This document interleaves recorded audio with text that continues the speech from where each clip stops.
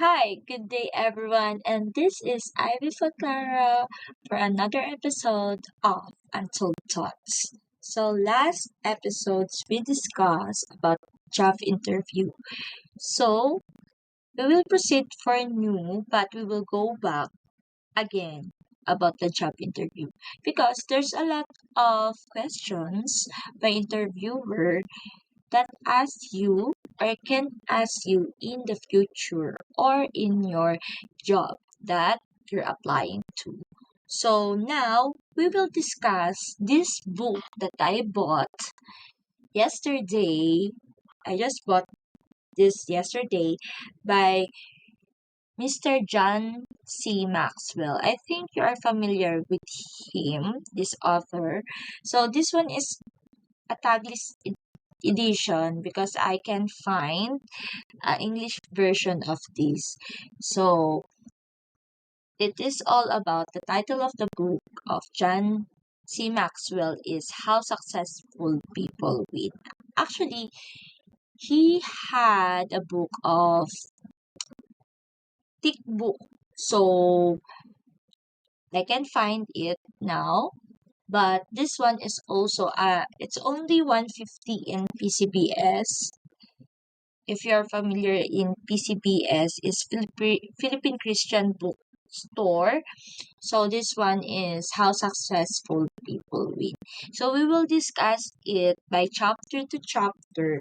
And for the chapter 1, I discovered a lot and there's a lot of realization about money and I hope it will help you also. So it takes chapter 1 to 30.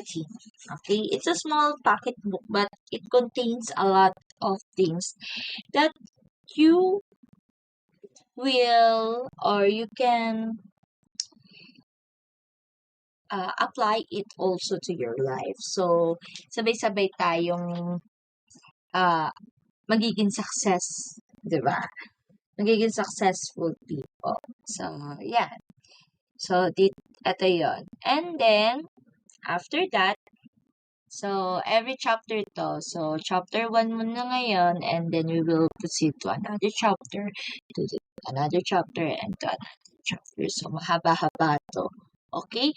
And if you want to buy this one, meron siya in their store in PCBS, even in online. So, it's a Taglish edition yung na bili ko. Although, may nabasa ako dati nito is the Gift of Leadership, book 1 and book 2. So, until now, I have that books. So, mag-share tayo ng, sabi ko nga sa inyo, there's a lot of thoughts that I want to share. Okay. And I hope it will help you also. Parang pwede ko siyang baguhin eh. It can be sa akin na lang muna. But this one, okay, sige. Since I'm new to this platform, I'm still new. Even I had the sixth episode na pala to. Yes, this is the sixth episode. So let's see. Okay. So this one, we will discuss the chapter 1. Title is, so it's Tagalog, okay? Sa Filipino word. Ang nalalaman ng mga winner tungkol sa winning. Okay? Ano kaya yung nalalaman ng winners tungkol sa winning? So, when I had class to my student, I always ask them before I proceed to their lesson. So, this one, the chapter 1, it's all about ang nalalaman ng mga winner tungkol sa winning. Okay? Ano kaya yung nalalaman nila? And then, how can we apply it also and become winner? Okay? So, that's it. Let's proceed. So, chapter 1, ang nalalaman ng winner tungkol sa winning. Okay? This one, there's a question around it. Like, ano ang natutunan mo kapag nabibigo ka? Okay? You as a person,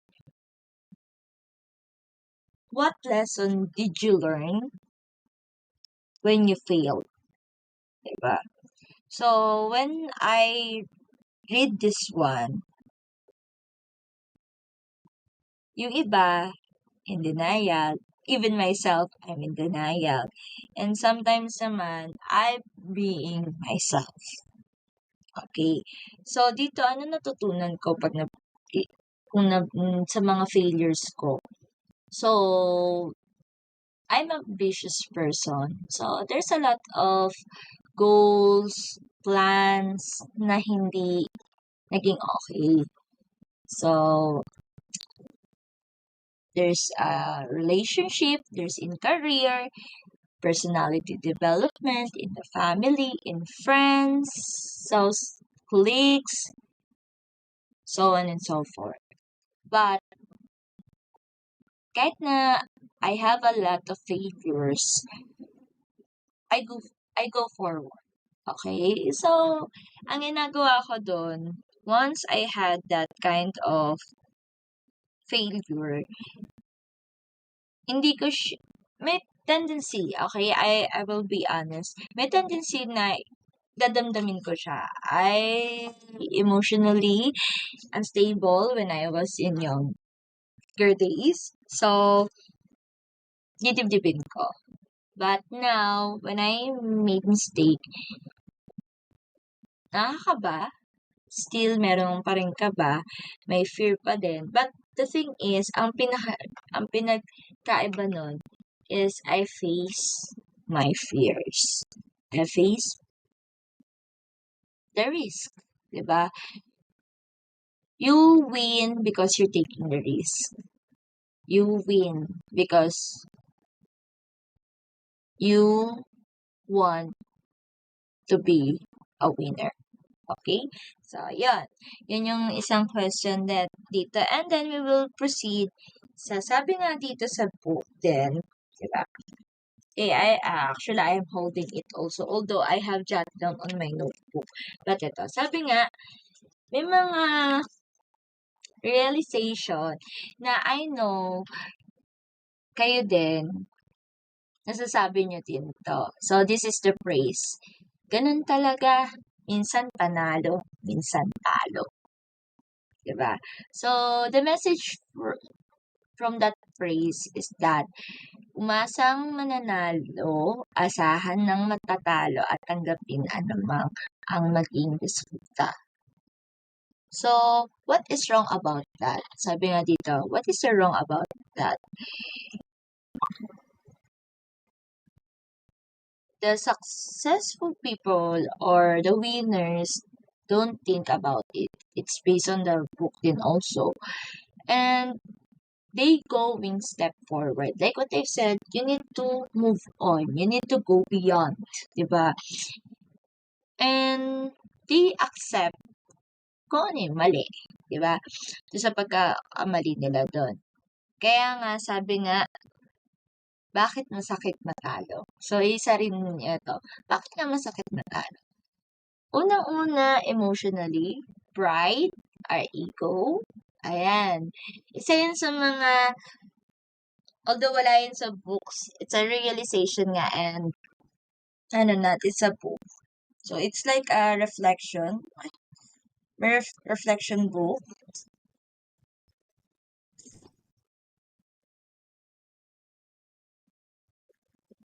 Okay. So, yun ang ano doon. Sorry, may nag-chat kasi. Okay? So, yun. And then,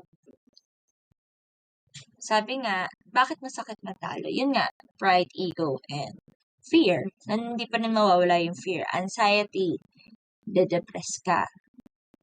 So, yun ang isa. And then, people around you expecting you a lot.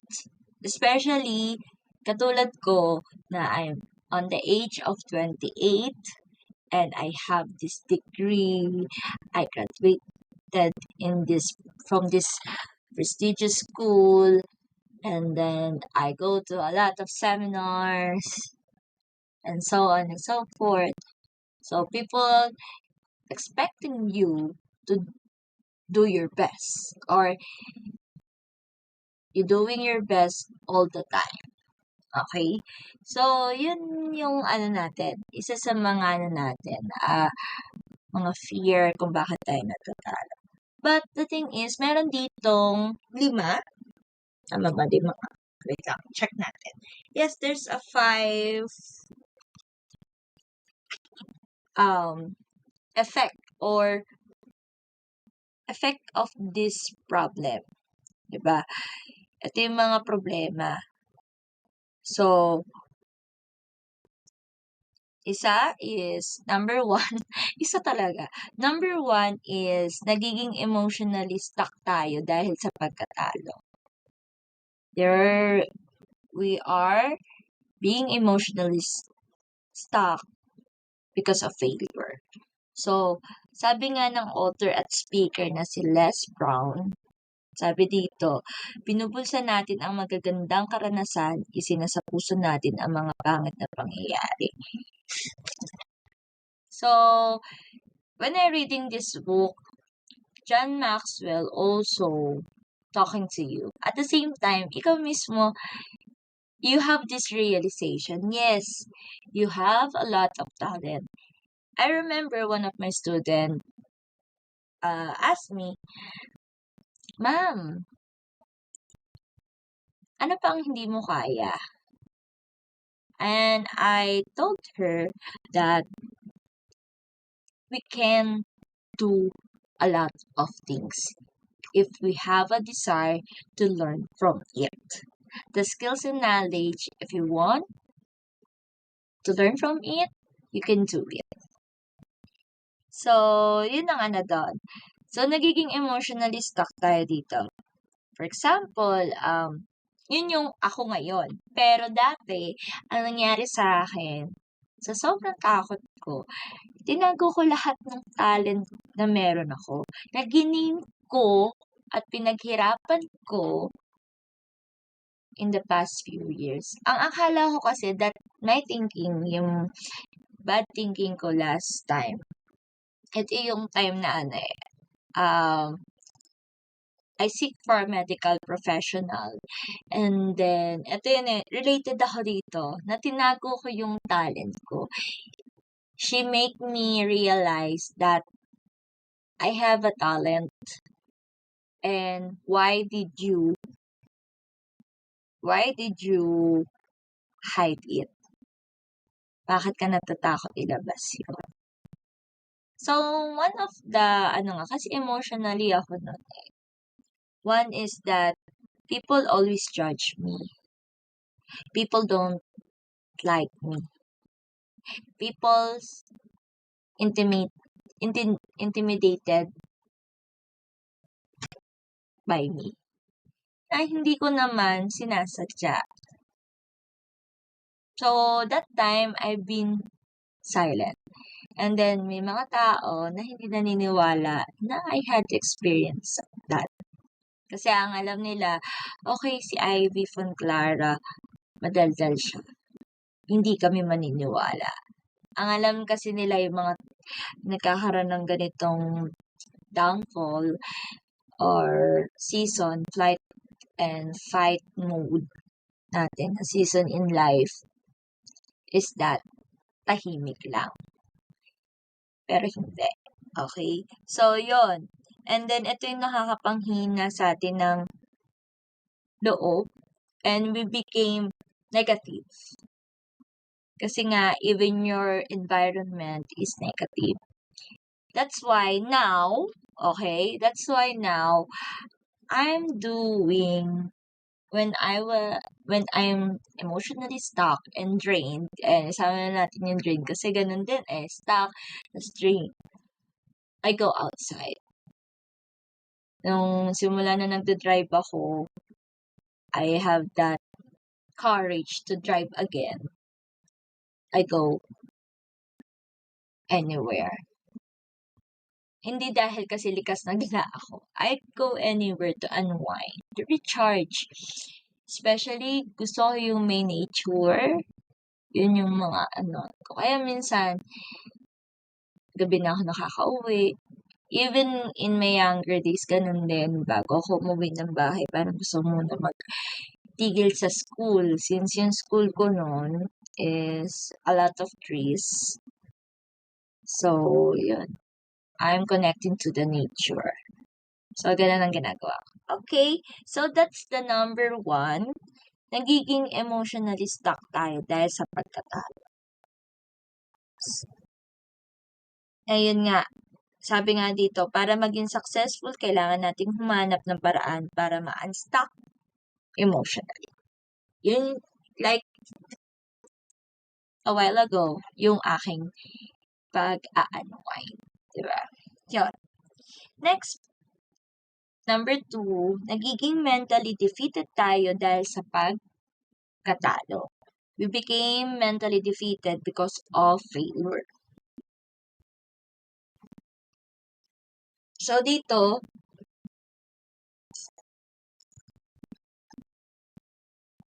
marami tayong failure in life eh. Even me, wala ako sa position ko because of the failure din. Failure to trust, failure to become wise, failure to become anything. Ang dami. Kung i-enumerate ko siya, baka mag 2 hours tong podcast. Pero anyway, meron. And then, our self-esteem or kaya yung self-confidence natin, bumababa. Kasi nga, when we are mentally defeated, nawawalan tayo ng confidence, tsaka yung mental health natin. So, yun. And then, sabi nga din dito sa book, ang pagkakaiba ng isang successful na tao sa hindi ay ang kakayahan niyang i-manage ang kabiguan at pagkatalo. So, like what I've said, failure is part of our life. But it doesn't mean you live with failure. Nagigets niyo? So, yon. This is the part of our life eh. Kasi hindi tayo mag-grow. We can't become mature. We can become of what we want. We can't become of what the will of the Lord to us. Okay? So, yun ang ano dun. And also, because of our fear, we've been distracted. So, kasama siya doon. And then, we have a lot of anxieties. Meron to until now, hindi siya, sabi ko nga, hindi naman sa isang pitik lang mawawala. Dumadating pa din yung point na dinidistract tayo ng pagkatakot. In what way? For example, you try new things, so may fear. Tapos, you have that anxiety. Paano kung hindi ko nagawa? Paano yung mga makakasama ko in trying this thing is not, we're not doing well, or we don't have great relationship or bonding sa mga makakasama ko. So, yun, isa rin yun sa ano natin. And then, dito, if you want to be, sabi nga dito din, if you want to be successful, you are expecting there's a failure. Okay? Hindi naman ginugusto talaga natin maging failure. Wala naman dun. But you're expecting na hindi siya laging go with the flow. Yun yung tinatawag dun eh. Go with the flow, but not all the times. Okay? So, yun. I remember when I was in college and I had this competition outside of school. I remember one of my teacher told me, so teacher and coach namin / advisor sa org. Sabi niya sa amin noon, I'll never forget it also. Kasi it also applies me pag nakakalimot ako. Nakakalimutas. She said that be ready always always have a plan B.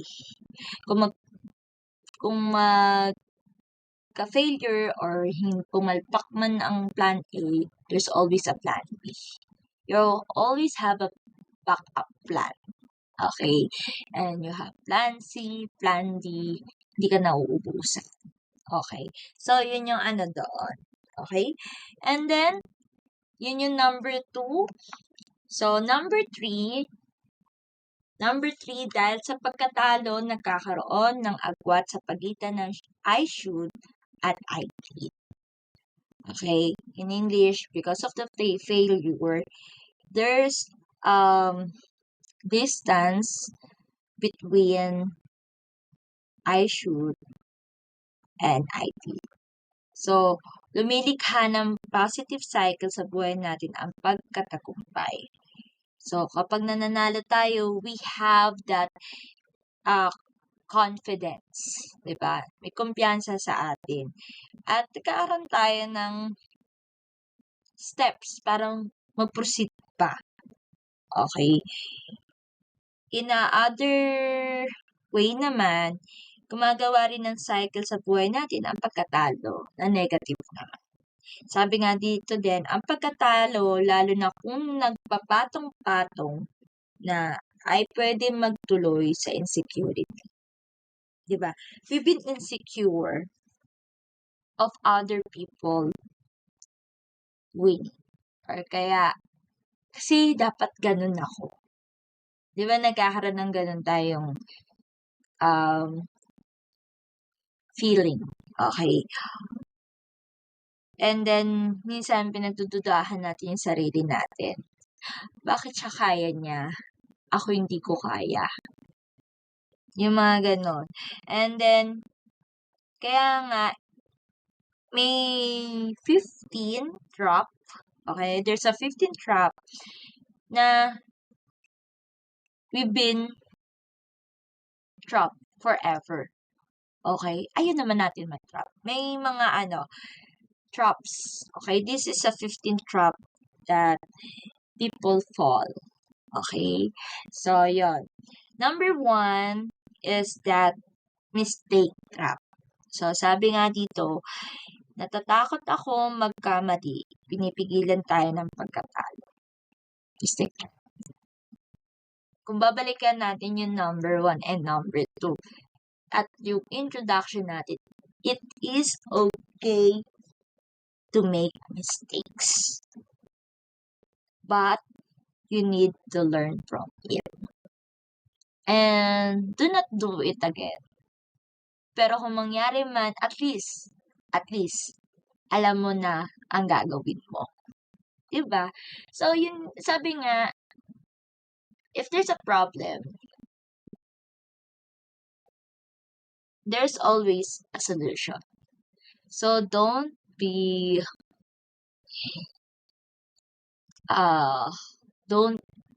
hope.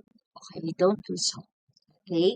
So, yun yung mistake trap. Number 2 naman na trap is fatigue trap. Pagod na ako. Naubos ng mga pagkatalo ang energy natin. Ito, yan ang nangyayari sa akin. Pagod na ako. Pero may pangarap pa ako. Ayan, isa sa mga linyahan natin.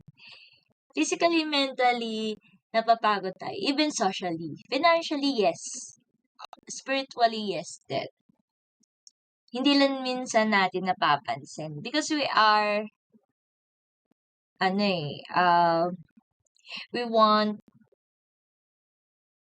we have a lot of duties, tasks, and responsibility in our life, not just only in our life, but also to those people around us, including our family, friends, and our colleagues. Okay.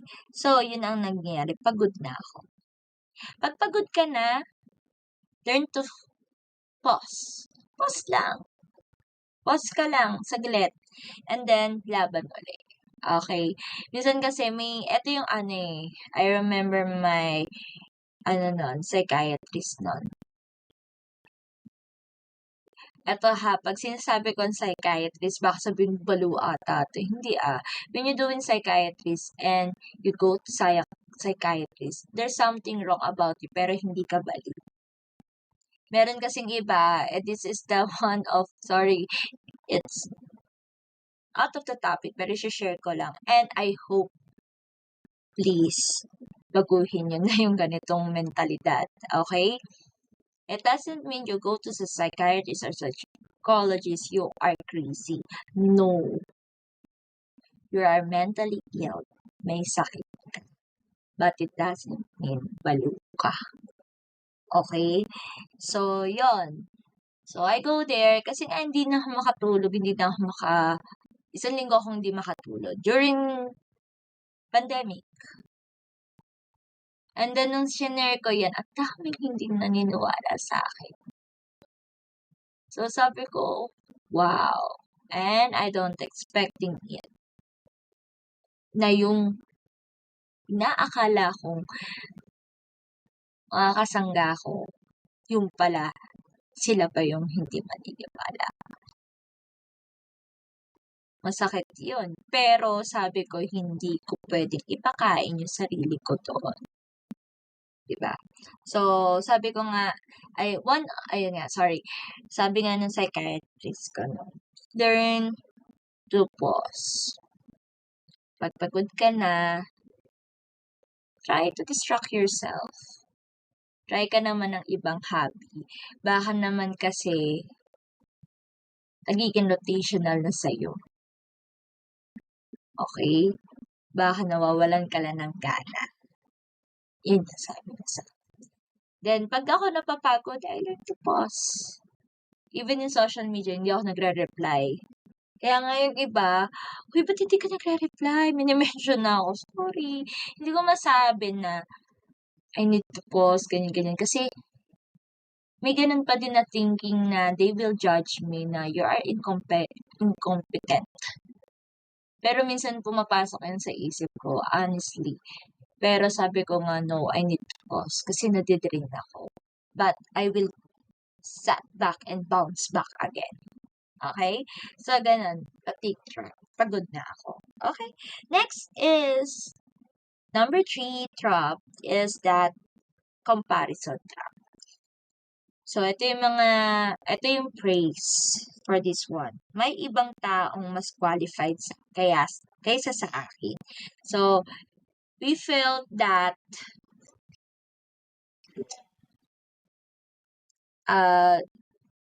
because of our failure, there's someone much more capable on that job. Even, kaya mo naman. Diba? So, for example, you can sing. But, sa tingin mo, you are not capable, kulang ka pa ng karanasan, pero you win a lot. Or kaya, you didn't win in a lot of competition, singing competition, but you have experience already. Kaya ka nagkakaroon ng comparison. Okay? So, baka mas kaya ng iba. Although, there are some people believe in you na kaya mo. Okay? So, that's one of the trap. And then, number 4, we have timing trap. So, sabi nga dito, hindi pa ngayon ang tamang panahon. Okay? This is not the right time. Okay? Today is not the right time. Ganun siya. Nag-aalangan tayo magpasya dahil sa mga pagkatalo. So, there's situations in our life. We are deciding twice to that decision if you will go to it or you back off. There's a lot. Maraming situation yan. And then, I've experienced it. Especially now, when I'm growing older. Ang dami. Diba?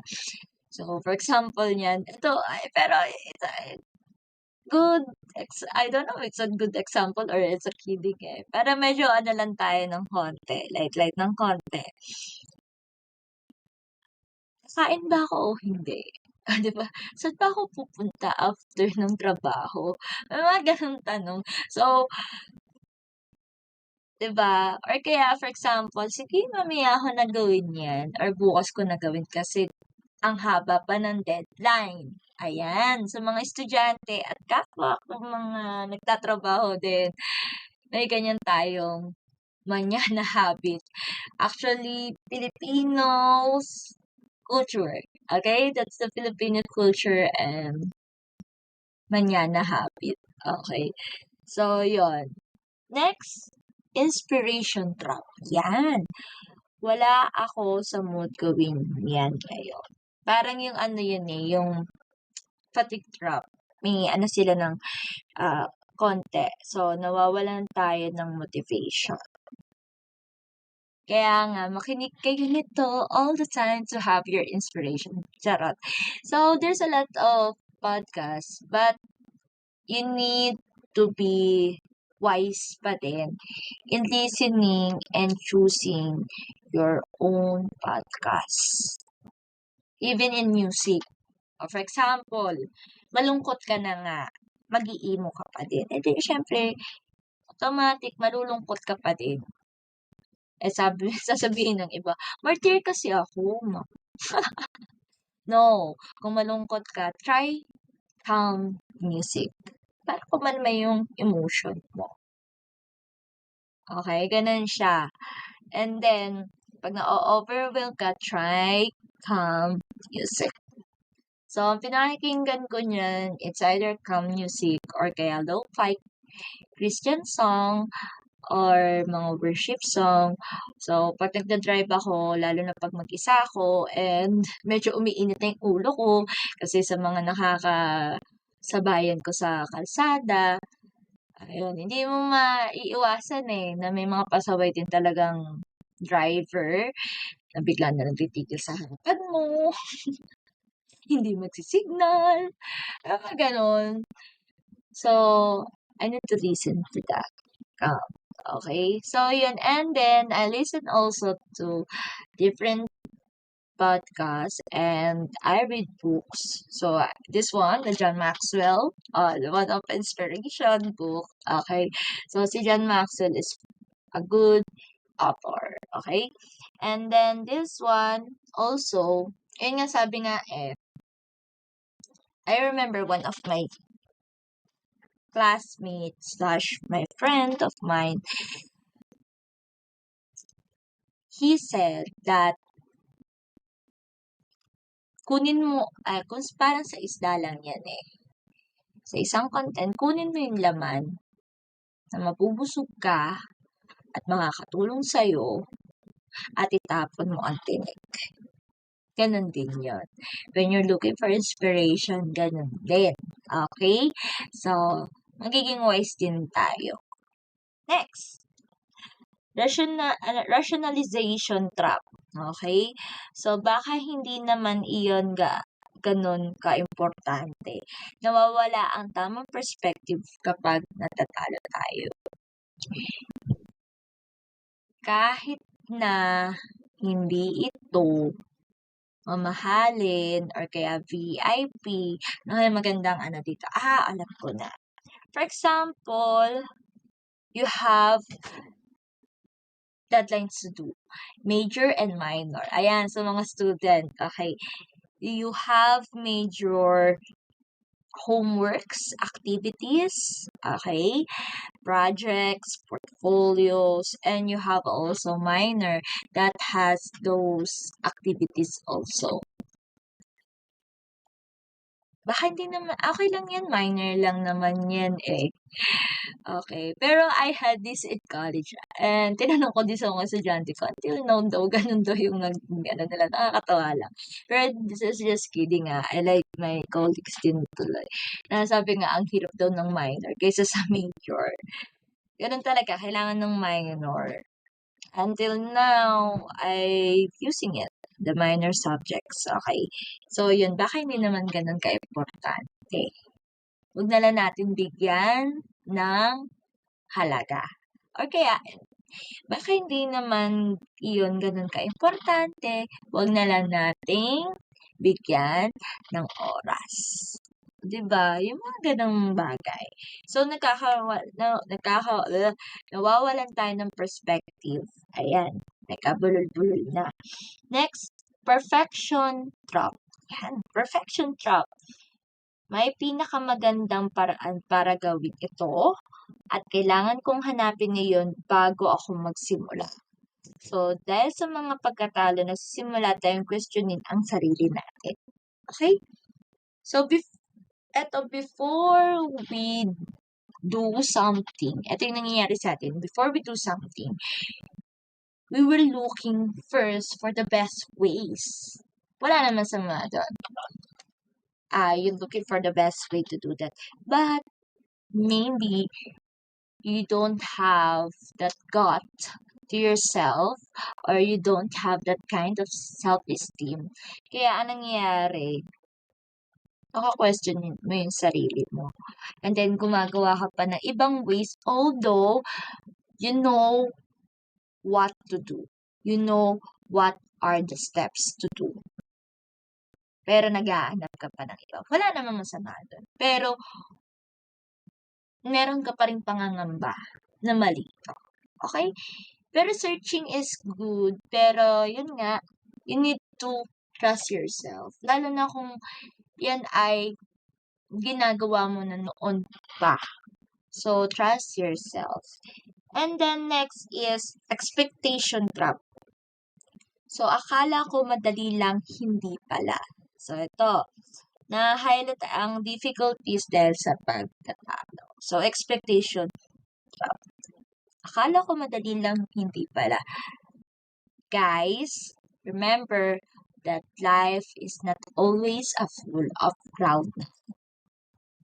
Life is not always full of cloud nine or a bed of roses. Hindi masaya yun. Ang boring. So, ang pagkatalo doesn't mean, or rather, it doesn't mean you are weak. Huwag nyo anuhin yun, ha?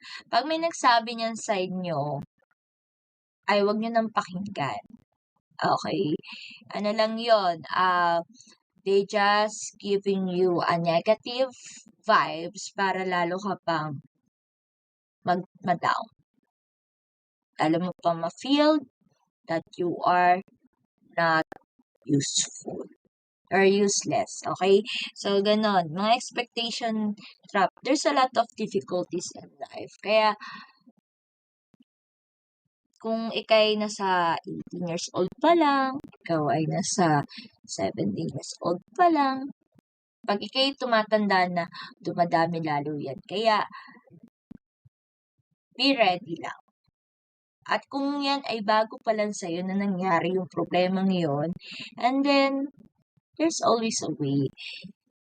Mamili ka ng taong pagsasabihan mo at hihingian mo ng tulong. Hindi lahat kasi na nasa paligid mo ay tulong. Remember that. Okay? So, next, fairness trap. So, sabi nga, hindi dapat ako ang gumagawa nito. Bakit ako? So, eto. Fairness trap. Eto sa work, always nangyayari yan. Hindi ko naman trabaho to eh. Bakit ko gagawin yan? Bakit ako? Lagi na lang ako. Bakit ako? Bakit ako? Diba? Fairness trap. Because of the system, nagkakaroon tayo ng question, bakit ko ginagawa yun? Diba? So, yun, hindi dapat akong gumagawa nito. You're seeking for fairness, equality. So, wala naman masama dun kung you asking for your human rights. But maybe, yung pinapagawa sa'yo, it will help you to go. Ganyan yung thinking ko nung nagsistart pa lang ako. bakit ba pinapagawa sa akin 'to? Yun pala magagamit ko siya pagdating ko sa pagtuturo. Okay? So sabi ko, thank you nangyari sa akin yun. 'Di ba? We don't know. We don't know. Okay? So next, public opinion trap. So ano ang iisipin ng iba kapag pumalpak ako? Ayan. Pinaparelisa tayo ng mga pagkatalo. Ito yung you have a great position, then biglang nawala sa iyo lahat.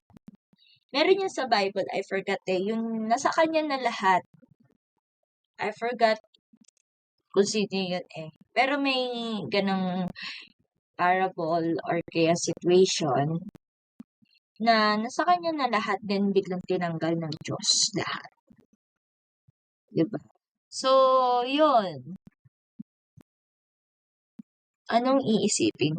Iniisip mo kung ano yung sasabihin ng ibang tao muna bago mo isipin yung sarili mo. Ganun siya. So, wala namang masama na we accept criticism. But, the thing is, not always. Okay? Try mo muna. And then, kung may mag-comment, go. Kung wala nag-comment, edi good. Try mo muna. Bago mo isipin na may sasabihin ng ibang tao. Okay? Huwag ka nang iisipin sa'yo. And then lastly, self-image trap. So, kapag pumalpak ako rito, ibig sabihin, failure ako. Yan. Self-image. Kapag natatalo, naapektuhan din ang pagtingin natin sa sarili. Malaki akong failure. Minsan may ganun Hindi ko alam kung linya ba yun sa drama. Basta may ganun na akong narinig or nabasa. Malaki akong pagkakamali. Ayan. Malaki akong pagkakamali. No, you're not. You will never a big failure. Daan mo lahat ng tao nagkakamali. Hindi lang ikaw. Maybe there's some that you met that making you feel that you are a big failure. Pero you are not. Hindi ka malaking pagkakamali. Okay? Tandaan nyo, hindi tayo ginawa ng Diyos at nandito tayo sa mundo kung tayo ay malaking pagkakamali. Nasasabi mo lang yan, Ma'am Ivy. Ma'am Ivy, nasasanay ako sa Ma'am Ivy. Ano na lang, Miss Ivy or Ate Ivy. Pero sabi ko nga, hindi ka pagkakamali. Okay? So, I hope na maano to sa iyo. So, yun yung mga trap before we proceed to number 4. So, yung trap is, una, mistake trap. Pang-apat is fatigue trap. Pangatlo, comparison trap. Pang-apat, timing trap. Pang-lima, inspiration trap. Pang-anim is rationalization trap. 7 ay perfection trap. So, expectation trap yung isa, fairness trap, public opinion trap, and self-image trap. Okay, let's go forward to number 4. Madalas, ang unang pagkatalo ay hindi ang pinakamalaki. Ayun. Sometimes, kaya tayo nagkakaroon ng mistakes because of us. Kala ko ba, hindi masama magkaroon ng mali. May dating kasi na alam na natin yung consequences, pero tinuloy pa din natin. Ganon. Or kaya, kapag kaagad tayo tumugon sa tamang paraan, magiging maliit na lang ang kabiguan para sa atin. Pero kung mali ang response o kung wala talaga tayong pagtugon, mas malaki ang mawawala. So, this one, it can reflect for a negative self-talk. Tapos malalaman natin, ito yung mga, pero meron tayong kailangan malaman, di ba? Nagkakaroon tayo ng self-talk because of this. Kasi nga, kinukumpara natin yung best natin sa ibang, pati ang ating magandang intention sa worst ng iba o kaya naman sa worst natin sa best ng iba. So, there's a comparison of positive and negative. Parang magnet lang. Okay? So, kung babalikan natin yung comparison trap, parang ganun siya.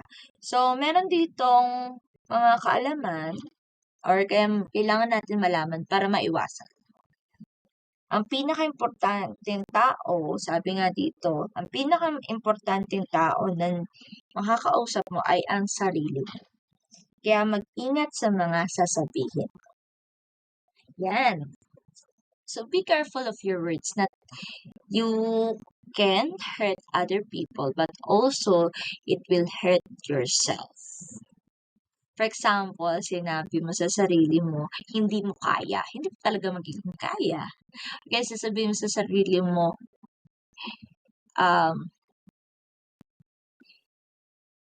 hindi ka magaling. Hindi ka talaga magiging magaling. O kaya mumurahin mo yung sarili mo. Talaga masasaktan sarili mo. Okay? So, yun. Ang pinaka-importante ng makakausap mo is yung sarili mo pa din. Kasi you making decision not because other people make decision for yourself. For you. Sorry, for you. You're making a decision because of yourself. Tayo pa din ang gagawa ng decision sa buhay natin. Although there's a will of God. But at the end of the day, ikaw pa rin ang magde-decide. Because meron tayong utak para pag-isipan kung ano talaga yung tama sa mali. Okay? And then, pangalawa, ang pinaka-importanteng taong susuriin mo ay ang sarili mo. Kaya mag-ingat sa mga iniisip mo. So, if you want to investigate or kaya to go deep, yung sarili mo pa din. Kasi kaya nga mag-ingat sa mga iniisip mo. For example, you are thinking bad happens. Diba? Sabing law of attraction, alala ko talaga yung co-teacher ko. Kasi sobrang init talaga nung nakaraan. Ako ay hindi ko talaga kaya ang init. Ako'y nangihina talaga sa sobrang init at nagkakasakit. Pero hindi ako mayaman. Yun lang talaga, mahina lang talaga ang aking resistensya sa init. Sabi ng kasama ko sa trabaho, Ma'am, law of attraction. Sabihin mong malamig. Sabi ko, para napaka-imposible ng zero. Nakalagay ay 33 degrees Celsius talaga pa. Diba? Sabi ko, talaga ba sir? Alam ko ang law of attraction, diba? So, yun nga. Kung ano iniisip natin, yun ang magiging result. And then, number 3, ang pinaka-importanteng taong namamahalin mo ay ang sarili mo. So, kaya mag-ingat sa mga ginagawa mo. So, love yourself. Kaya, be careful of what you're doing. Kasi baka masasaktan mo yung sarili mo, not just only mentally, but also physically. So, ganun siya. And then, yun nga, the more na binibigyan mo ng negative talk yung sarili mo, there's a negative cycle of life. So, be positive. Positive pa din, although there's a problem, maging positive ka pa din, ang magagawa ng paraan. Magagawa ng paraan, mariresolve ba. So, kalma lang. Kalma. Yung kanta. Diba, may ganong kanta. Okay. Next naman ay panglima. Okay, we're almost done sa chapter 1. So, panglima, pinabago tayo ng mga pagkatalo. O, yan. So, ano te?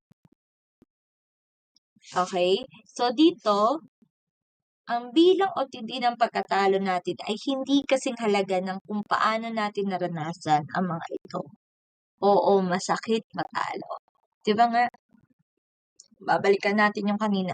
Bakit masakit matalo? Kasi nga masakit matalo.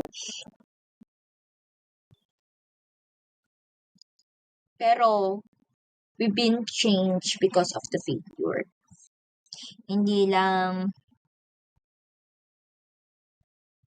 Wag lang nating hayaang kainin tayo ng pagkatalo. For example, mawala yung mga kakayahan natin na we learned a lot for many years. So, kung ikaw ay nag-aaral ng career mo ngayon, ng course mo ngayon, or kaya hindi man yan yung course na pinagraduate mo,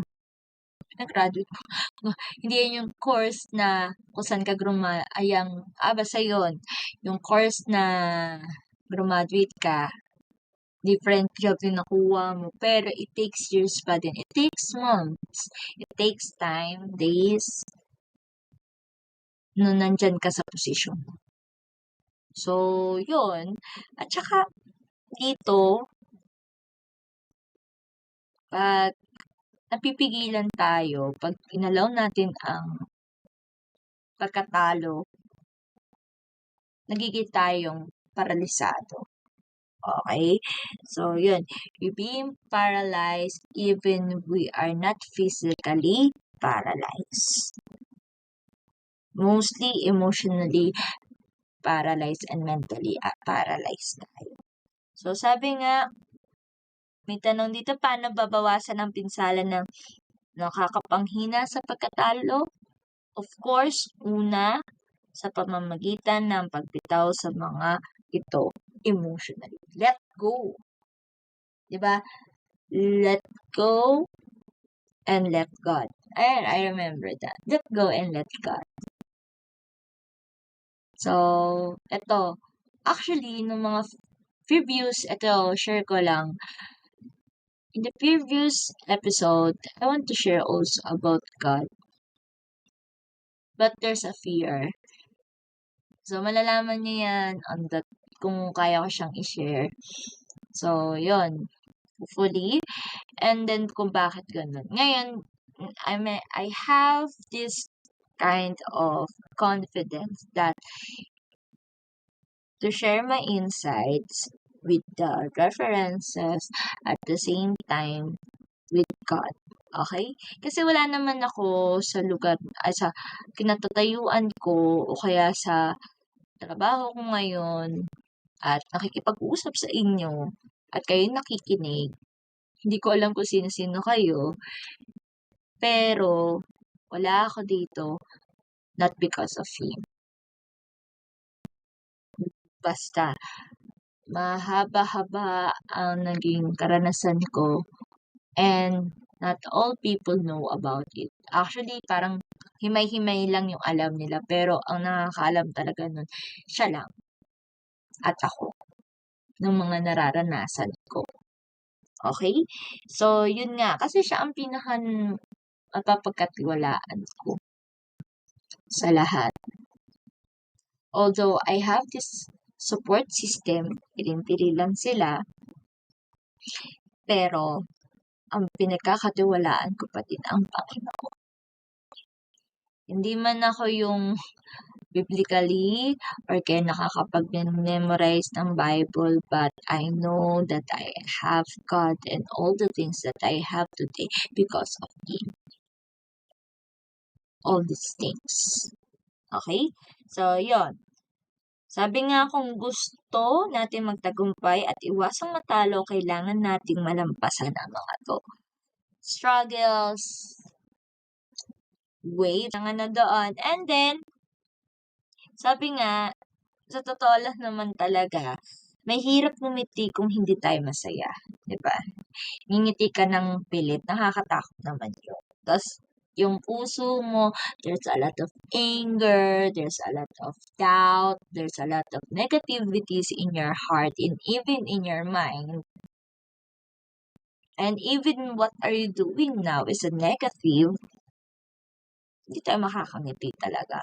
Ang hirap naman pilitin yon, okay? So, mahirap sumagot ng positibo kung manhid na tayo dahil sa pagkatao.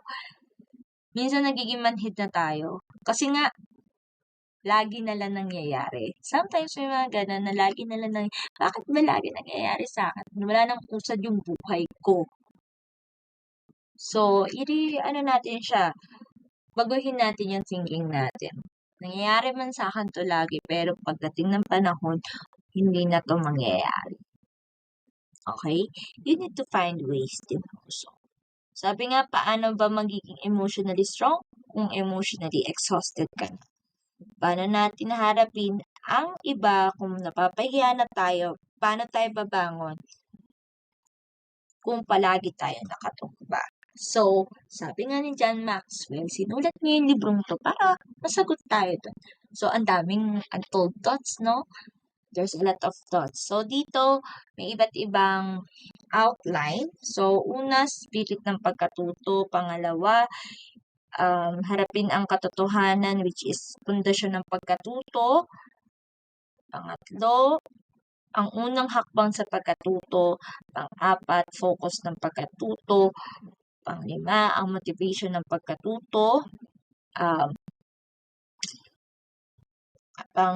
Ilan na to? 1, 2, 3, 4, 5, 6. Magiging teachable. So, ang daan ng pagkatuto. Ang catalyst para matuto. 7, 8. Ang pagkakataon para matuto. 9. Ang perspective para matuto. 10. Ang presyo ng pagkatuto. And number 11, ang kapuluhan ng pagkatuto. So, yun. So, John Maxwell said he hoped that we have a good values in life. So, yun ang doon. And I hope ito yung journey natin. It is our journey in our book. So, i-share ko sa inyo bawat chapter, and then pag nakabili kayo nito, it's only 150 sa PCBS. I know in online din, makikita din ito. It's John's